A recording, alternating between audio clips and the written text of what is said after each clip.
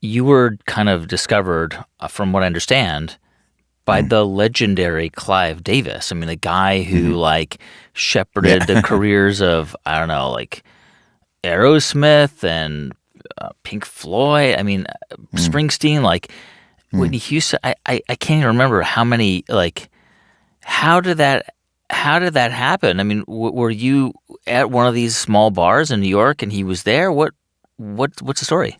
It's complicated. I think it's from a long chain of events that happened.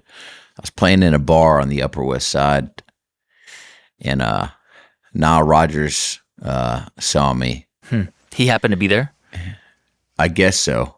Or he knew a manager of mine at the time. I think he might have known my manager at the time, or knew the person who owned the place that I was at the time, who wasn't my manager yet, I don't think. And Niall loved it, and and had said, "Hey, man, let's record." And like, he heard Chariot. He loved that song. He must have. Okay. He came, saw me play a set, and then we got in the studio, and then And this was at the Lucerne Hotel, at the bar at the Lucerne Hotel. Okay. Yep. Exactly. And then it's exactly right. And then you did research. So you did your research. So Niall, I guess Niall saw the show and wanted me to record. And so I cut a record, like an EP with Niall, and Niall played guitar and produced it, and Omar Hakim played drums, and Jerry Barnes played bass. It was the band was killer, man. And an executive came in from a record company, and while you were recording in the studio? No, he came and saw one of the shows. At the shows, okay, Yep. And I don't know, maybe I didn't have a good show, or I don't know what it was, but Niall was all about it, but maybe the guy wasn't all about it at the time, or didn't like he must not have liked something. But anyway, that guy kept tabs on me. And even when I wasn't working with Niall, he kept tabs on me and was watching what was happening. And some record companies started scouting me, and he brought me in to play. He and a few other people at the record company wanted me to go and play for Clive. And we walked into this room, and there was a little upright piano up against the wall at these. This is where? At J Records. It was a record company. This was Clive Davis's record company at the time. Clive Davis's, right. Exactly, his specific record company. And there were a couple of artists on the time that were big: Alicia Keys, Busta Rhymes, and O-Town. So these were like the three big acts there. And then there was another act that was on a subsidiary label called Octone, and the act was called Maroon 5. Right? And you're waiting to basically audition for Clive Davis. And were you nervous? I mean, is that a stupid question? Yeah, I mean, I guess I was nervous, ish. I mean, I probably wasn't as nervous as I should have been, because I don't really do a lot of research on people. Yeah. Which is a blessing and a curse. Which is, I can meet the president of a country and have no idea who the hell I'm meeting, and. Right. But it's different when this could be a make or break moment in your life. I mean, you were broke. Nile Rodgers had seen you, and that's a big deal producer. But still, like, this is Clive Davis. This is one of the greatest A&Rs ever. Yeah, exactly. And I'd heard his name, but yeah, it's ironic. I'd heard his name, and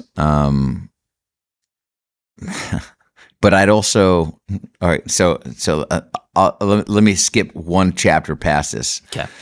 It's kind of the same thing that happened on my way to sign with Clive.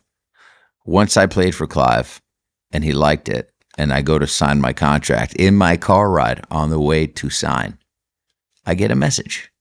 I pick it up, listening to my message. I'm like, who the hell is this guy? It's a voicemail from 𝐤𝐸𝐬𝐷, the founder of Atlantic Records. Yes.